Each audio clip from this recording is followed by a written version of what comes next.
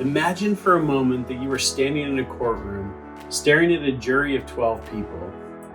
You are not a member of the audience. You are the defendant in the case, and it's not just any case. You are on trial for murder. The crowd goes quiet as the judge lowers his gavel and loudly bangs it on the platform around him. Has the jury reached a verdict, he asks. And as a juror rises and says, "Yes, Your Honor," the juror pulls out a piece of paper and announces to the crowded courtroom, "On the count of first-degree murder, we find you, the defendant, guilty as charged." The crowd starts to murmur as you are led away to prison, having been found guilty of your crime, and your sentence is death. Now, hopefully you will never find yourself in such a situation. However, if we substitute this court scene for a godly scene, we all find ourselves in this dilemma. You may not have murdered anyone, but we have all committed a crime against God that the Bible calls sin. Usually when people think of the term sin, they think of a list of behaviors that God would not want to see someone doing. And yes, these are sins, but simply put, sin is a decision. It's a choice to go your own way and in some sense be your own God.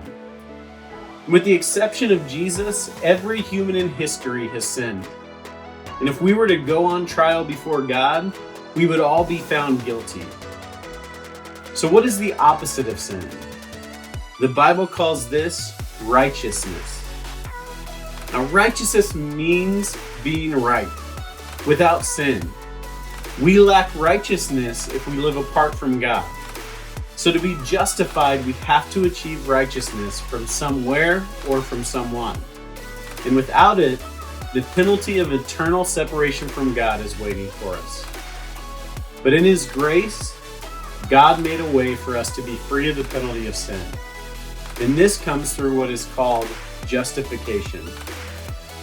Justification can be thought of like a legal statement from God that you are innocent of sin, that you have been made right before Him.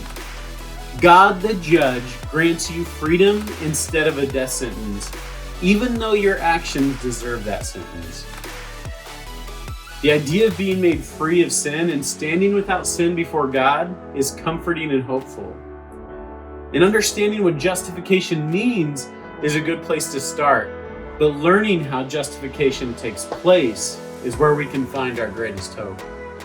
And the good news is, it's not about working off your debt to God. Come back next week to hear more.